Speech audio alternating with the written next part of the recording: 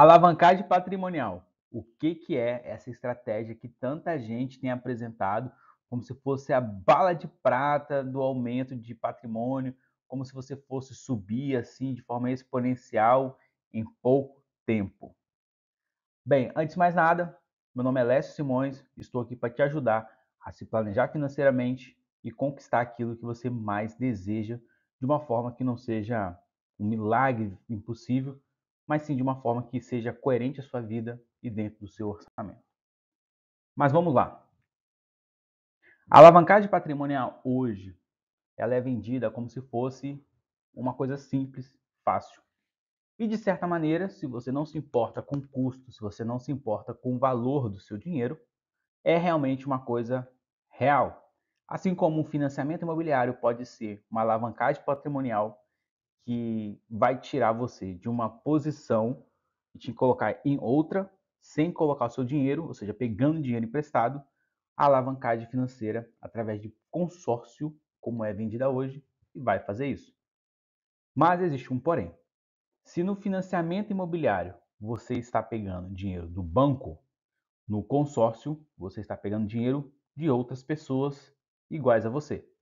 Ou seja, no consórcio o que existe é um clube, aonde várias pessoas se unem e o banco ou uma instituição independente, ela organiza essa festa, organiza esse evento, que é a união de dinheiro para aquisição de algum bem.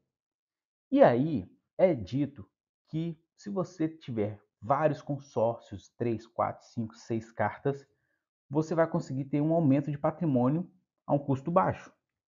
De fato, isso está certo, são meias verdades. Mas eu quero te apresentar aqui que se você for uma pessoa planejada, se você tiver um pouco mais de paciência, você consegue isso a um custo bem menor. Vamos então, vamos entender como que isso funciona? Vamos lá. A alavancagem patrimonial, ela tem, na verdade, como propósito a aquisição de um bem. Então, o que nós temos? Nós temos hoje, na regulamentação, que você tem que ter um objeto de referência para aquele consórcio. Pode ser um imóvel, pode ser um carro, pode ser qualquer outra coisa. Mas não pode ser o dinheiro propriamente dito. Por quê? Pegar dinheiro por pegar dinheiro tem um nome, chama empréstimo. E isso você tem uma modalidade própria. O consórcio, por sua vez, ele é, como eu já falei, essa união de pessoas que querem ter um bem específico. E todo mundo vai ter que conquistar esse bem específico. Mas como que você garante que num período de 200 meses, todo mundo adquira o mesmo carro, o mesmo caminhão, a mesma casa, o mesmo padrão de casa? Reajustando por indicadores, que na maioria das vezes é ou IPCA, ou IGPM, ou INCC. Então, aquela prestação que você começa a pagar hoje, ela não é fixa. Ela vai se alterar no tempo, ela vai ser corrigida no tempo. E é onde muitas pessoas às vezes confundem, porque nós estamos acostumados hoje no mercado imobiliário a uma taxa prefixada, onde aquela taxa não muda. No consórcio isso não é verdade. A taxa que você compactua ali, ela é reajustada por indicadores, seja de inflação, seja de seguro, beleza? Então, quando você adquire um bem, lembre-se, através de um consórcio, na verdade, todo mundo naquele grupo também vai ter que adquirir aquele mesmo bem naquele mesmo valor. E para que isso aconteça, tem que ser reajustado por indicadores. E aí que entra talvez uma das grandes coisas que as pessoas não se atêm. Hoje, exclusivamente hoje, em 2025, nós estamos vivendo inflação a 5%, 5,5%. Só que não foi muito tempo atrás, nós já tivemos inflação de 10, 12%. E nossos pais diriam que já tiveram inflações assim galopantes. Mas vamos nos ater a um nível razoável. Uma inflação hoje no Brasil, ela vai estar entre 5 a 10%, com uma certa frequência até acima de 10% em alguns anos. Então, você tem que estar preparado para que o dinheiro que você coloca ali, você vai pagar talvez no final de 10 anos o dobro. A prestação pode chegar a ser o dobro. Mas essa verdade, ela não é vendida, ela não é explicada, porque numa propaganda rápida, o que você tem ali é que entender que essa é a melhor opção para você crescer o seu patrimônio. E aí que entra o seguinte, um consórcio, ele é um instrumento fundamental para que a gente venha a ter patrimônio. Isso é fato, não há o que discordar disso. A questão é como que a gente chega lá. Seria essa a melhor estratégia? Depende, eu vou falar mais para o final. Agora, o que compõe a prestação é o que você precisa entender. Então, como eu disse, por não ser empréstimo e ser um consórcio, onde é um grupo de pessoas, você tem umas coisas que você não tem no empréstimo. E isso barateia, de fato, o valor da prestação num primeiro momento. A primeira coisa que faz com que a gente observe a diferença é que não tem os juros, certo? Bancário, mas tem uma taxa de administração. Então eu peguei aqui um modelo, onde que a taxa de administração para que você junte R$ 180.000 é 23%. Então, de R$ 180.000 que você vai pegar, 23% desse dinheiro, ou seja, R$ 40.000, é o que a instituição vai cobrar para cuidar de você durante esses 198 meses aqui. Ou seja, você vai pegar 180, mas você vai pagar 225, mais ou menos, 23% a mais. Além disso, tem outras coisas que compõem a prestação, que é o fundo de reserva e o fundo comum. São taxas que são cobradas para que qualquer inadimplência ou se você vier a faltar, todo mundo receba o bem. Porque lembra, é como se fosse um condomínio. Você entrou no condomínio, aquilo ali, aquela regra vai ter que ser aplicada para todo mundo e todo mundo vai ter que ter aquele bem. Então, quando você pega um consórcio, o que você também está falando é que, independente do que acontecer com você, você vai honrar. Então, de certa maneira, o consórcio ele se torna uma dívida. E se você não paga a prestação, essa dívida ela vai te gerar problemas. Então, por isso que talvez o consórcio ele funcione bem para pessoas que querem ter um compromisso, que querem ali ter a obrigação de pagar alguma coisa. E é melhor entre um financiamento, talvez um consórcio. Mas lembre que também, olhando nessa visão de ter um compromisso, né? Você está pagando para alguém, você vai fazer talvez escolhas insensatas se você sempre ficar optando por esse modelo. Mas vamos lá. De antemão, eu já digo, esses consórcios que têm essas opções de parcelas reduzidas, na verdade, ele não é vantajoso para você. Por que não? Porque quando o consórcio ele tira parcela reduzida no começo, o que ele está fazendo com você, na verdade, é te cobrando mais no período. Porque o dinheiro do consórcio não está no começo, está no final. Então, quando ele te ilude falando que ele vai te deixar você pagar mais barato agora, ok, se a sua situação está apertada, mas é transitória, faz sentido. Mas para a grande maioria, talvez, das pessoas que acham que isso está barato, isso vai se tornar muito caro lá na frente. E aí, olha só, o que seria então uma alternativa ao consórcio para que você alavanque o seu patrimônio, mas porém de maneira sustentável?